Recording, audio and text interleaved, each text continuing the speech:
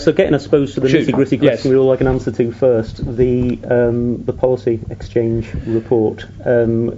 You've obviously made some comments on it before, but for the record... Well, I couldn't be clearer. I think the report's rubbish. I think that the article by Chris Grayling in your paper today is absolutely right, which is, the argument that somehow northern cities can't have a resurgence and aren't having a resurgence is just wrong, and the evidence shows it's wrong.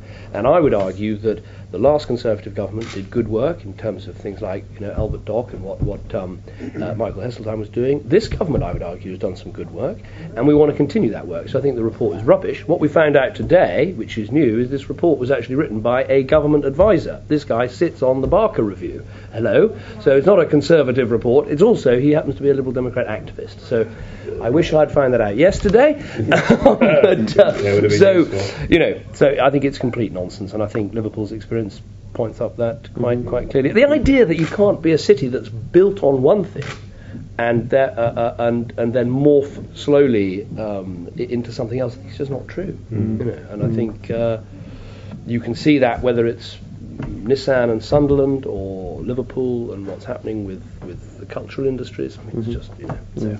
But it's been billed as sort of David Cameron's favourite think tank. I mean, is presumably they have produced some good work, right. But but this is not a good piece of work. It's a terrible piece of work. They produced some quite good work on elected police commissioners, which I think is a good idea. I think that actually, I'm in favour of elected mayors. I'm in favour of more elected officials to make our politics more accountable. And where I think policy exchange has been good in the past is driving the localist agenda. Is saying cities like Liverpool need good civic leadership.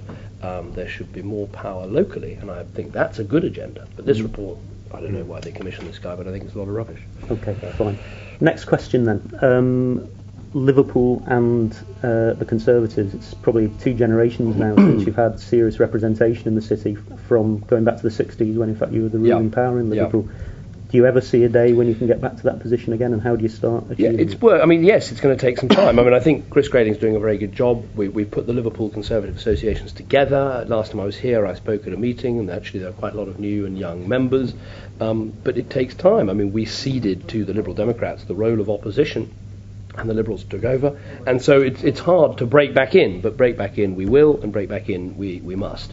I think, looking more broadly across Merseyside and the Northwest, I think you can see a Conservative resurgence. If you look at, the fact we're winning seats on councils across the Northwest, shows it can be done.